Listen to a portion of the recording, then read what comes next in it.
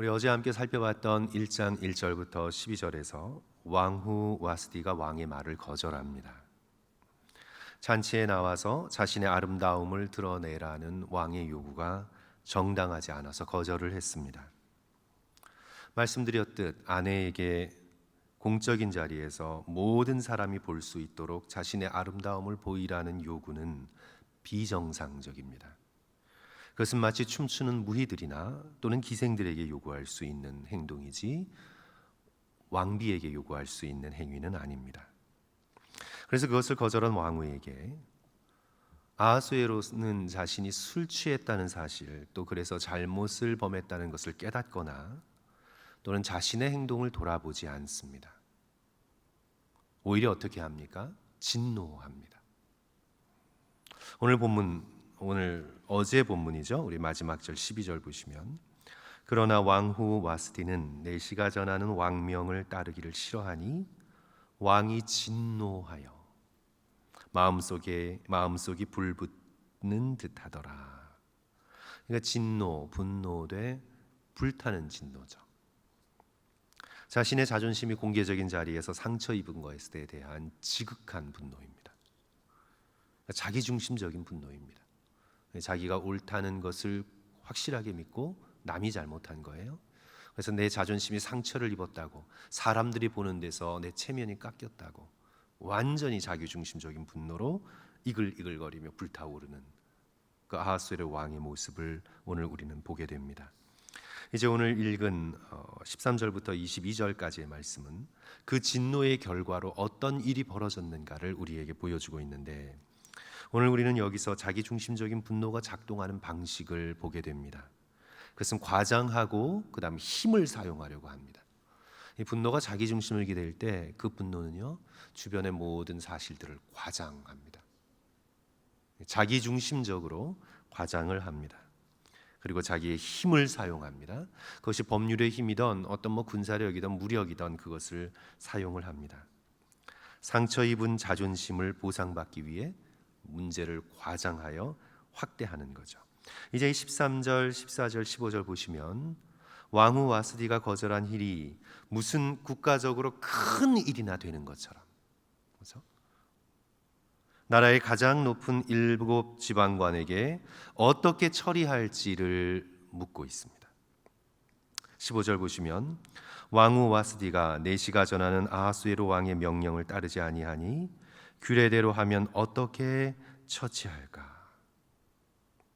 성도 여러분, 오늘 이 본문의 말씀을 보시면 이것이 과연 그럴 문제라고 생각을 하십니까? 정말 나라에 큰 일이 일어난 그런 문제입니까? 자신이 술 취해서 멀쩡한 정신으로 하지 못할 일을 했는데, 그 결과로 이런 일이 일어났는데, 그렇다면 자신의 잘못을 인정하고 그냥 없던 것처럼 하면 그만일 것을 문제를 과장하여 확대를 합니다. 사랑하는 성도 여러분, 우리는 분노 가운데 있을 때, 특별히 자신의 자존심이 상처 입어 화가 날 때 하나님 앞에서 늘 자신에게 물어야 합니다. 내가 지금 문제를 키우고 있는 것이 아닌가? 자기중심적인 분노는 불과 같아서 아하수에로도 12절의 말씀, 마음속이 불 붙는 듯 해서, 그래서 이 불이 퍼지고 확대됩니다. 자신 안에 가두어두고 가족 안에 가두어두면 그만일 것을 이 불이 확대되어서 다 태웁니다. 지울 수 없는 상처를 남기고 끝납니다. 그래서 성도 여러분, 우리는 분노 중에 죄 짓지 않도록 조심해야 합니다. 자신의 분노를 과장하거나 자신의 상처를 과장하여 확대하지 말고 분노 가운데 죄 짓지 않도록 우리는 조심해야 합니다.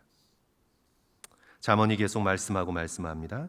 잠언 12장 16절, 맹렬한 자는 당장 분노를 나타내거니와 슬기로운 자는 수욕을 참느니라. 잠언 19장 19절, 노하기를 맹렬히 하는 자는 벌을 받을 것이라. 잠언 16장 32절, 노하기를 더디하는 자는 용사보다 낫고 자신의 마음을 다스리는 자는 성을 빼앗는 자보다 나으니라. 우리 모두 다시 한번 오늘 이 말씀을 우리가 함께 붙들고 우리 마음속에 분노가 있을 때, 우리에게 화가 날 때 우리가 사실들을 과장하거나 확대하지 말고 참고 인내할 수 있는 그런 저와 성도들 되시기를 주님의 이름으로 간절히 축원합니다.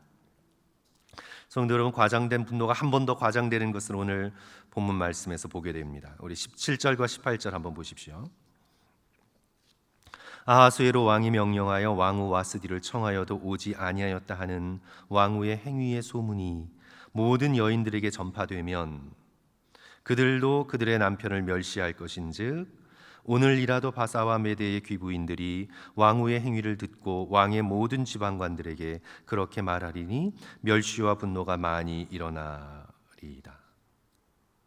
이 시대가 오늘날 시대처럼 무슨 카톡이 발달된 시대도 아니고, 그렇죠? 이 행위의 소문이 모든 여인들의 귀에 전파되면 과장되고 과장됐죠. 그들도 그들의 남편을 멸시할 것인즉 이 일로 멸시를 하게 될 거라고 생각합니다. 과장되고 과장되어 이 일이 이제 아하수에로 한 왕의 문제가 아니라 모든 남자들의 자존심의 문제가 됩니다. 한 개인의 문제, 가정의 문제가 과장되고 과장되고 확대되어 페르시아 제국의 문제, 나라 전체의 문제가 됩니다. 인간의 어리석음입니다. 분노가 확장되어 공동체가 완전히 뒤집어지는 일들이 심심치 않게 일어나는 것을 우리는 보게 됩니다. 이제 성도 여러분, 더 어리석은 건 뭐냐 하면 그 문제를요 힘으로 해결을 하려고 합니다. 힘으로 해결을 하려고 해요. 우리 19절과 20절 함께 보십시오. 우리 같이 읽을까요? 다시 한번 같이 읽습니다. 왕이 만일, 같이 읽습니다. 시작.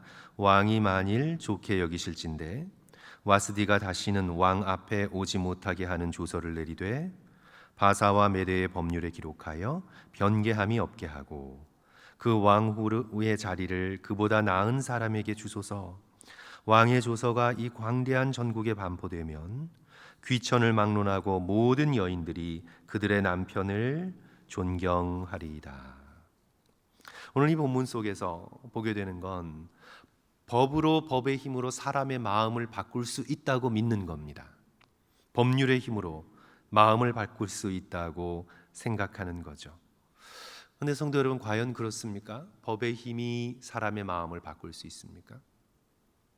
부모가 자녀를 향해 세운 규칙들이 사람의 마음을 바꿀 수 있습니까? 바리새인들의 종교적 율법의 규칙이 사람들로 하여금 정말 더 여호와 하나님을 경외하도록 만듭니까?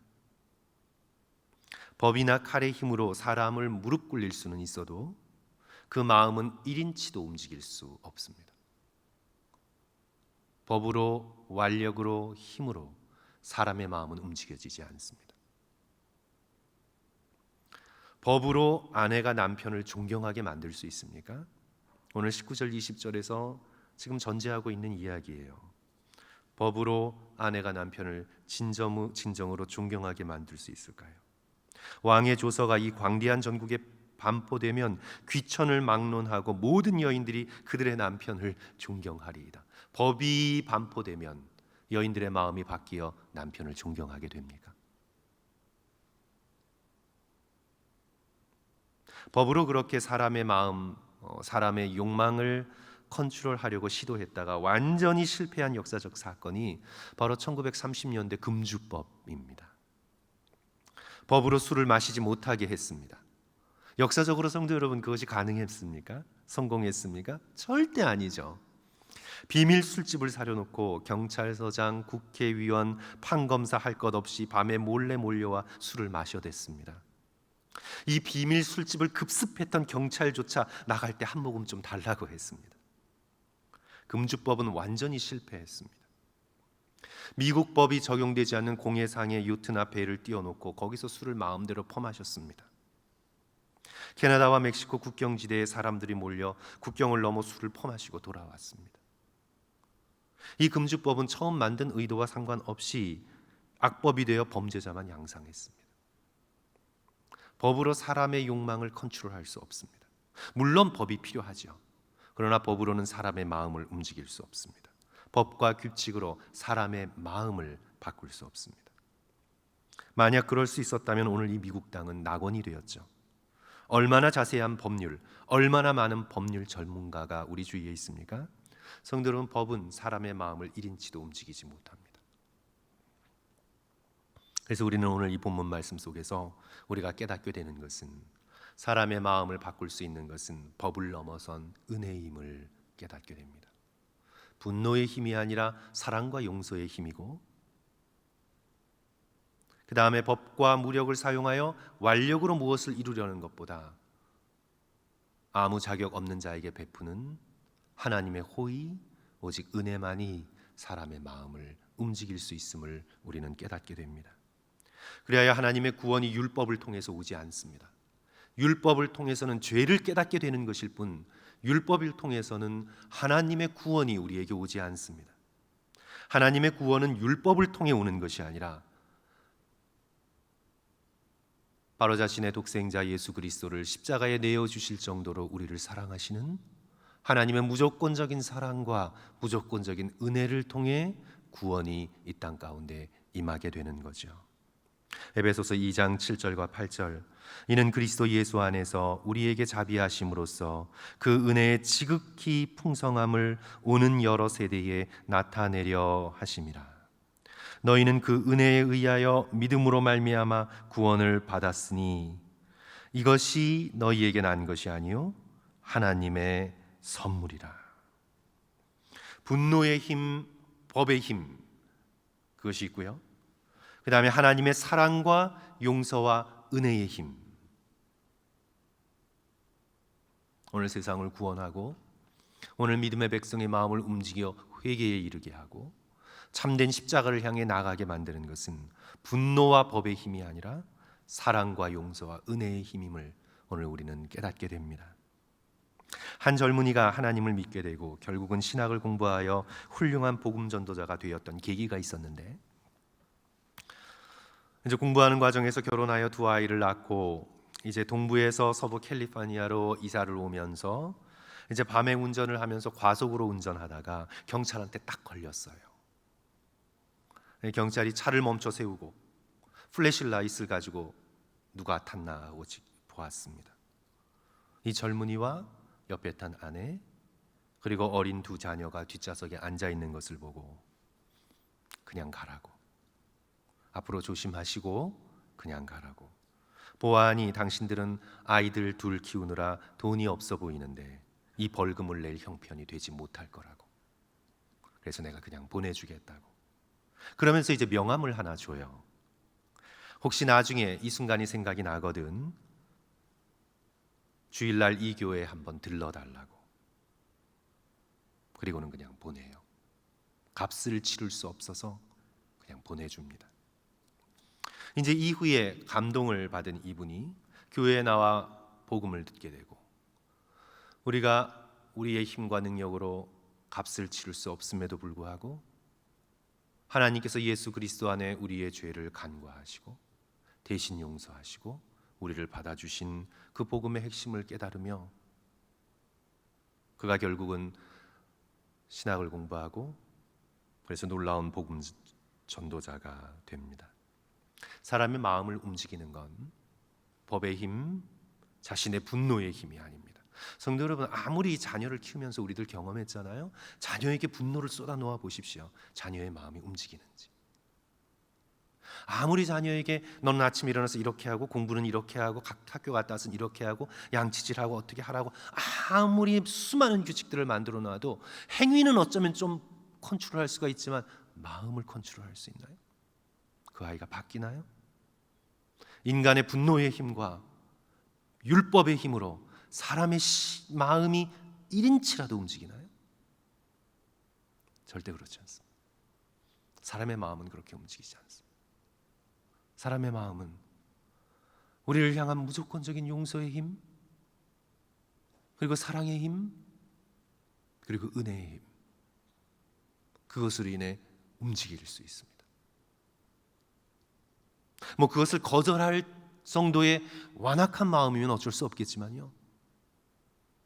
그러나 예수 그리스도를 통해 하나님의 이 구원의 복음이 다시 한번 율법을 통해 온 것이 아니라 사랑과 용서와 은혜를 통해 왔음을 깨닫고 사랑하는 성도 여러분, 저와 여러분도 우리의 삶 속에서 분노와 법의 힘으로 사람들을 컨트롤하고 은근히 협박하고 두려움을 심어주어서 그들의 행동을 컨트롤하려는 그런 마음을 버리고 모든 것을 하나님께 맡기고 사랑으로 은혜로 서로를 대할 수 있는 저와 여러분 되시기를 주님의 이름으로 간절히 축원합니다. 우리가 세상에 속한 자라면 우리는 우리의 인간관계를 분노와 힘으로 지배하려고 할 것입니다. 그리고 내 뜻대로 움직여지지 않는 것에 대해 우리는 늘 분노를 품으며 살아갈 것입니다. 그래서 우리가 이 세상에 속해서 인생을 살아가면 날이 흐를수록 우리의 마음속에는 분노가 차곡차곡 쌓여질 것입니다. 하지만 우리가 거듭난 믿음의 백성이라면, 예수 그리스도의 십자가를 깨닫고 진정으로 거듭난 믿음의 백성이고 부활의 백성이라면 우리는 이제 그 모든 것들을 버리고 사랑의 능력으로 함께 예수 그리스도와 함께 기꺼이 고통받고, 사랑의 대가는 고통을 받는 거잖아요. 기꺼이 고통을 받고 그 사랑의 능력으로 결국은 하나님의 은혜로 모든 것이 회복되고 승리할 것을 믿으면서 우리도 역시 그렇게 인간관계를 만들어 나가게 될 것입니다. 성도 여러분, 다시 한번 우리의 삶에 오늘 아하수에로에게 보여지는 분노와 법의 힘이 아닌 사랑과 예수 그리스도에게서 찾아지는 사랑과 용서와 은혜의 능력으로 저와 성도들의 마음이 우리 교회가 충만케 되시기를 주님의 이름으로 간절히 축원합니다. 우리 함께 기도하겠습니다.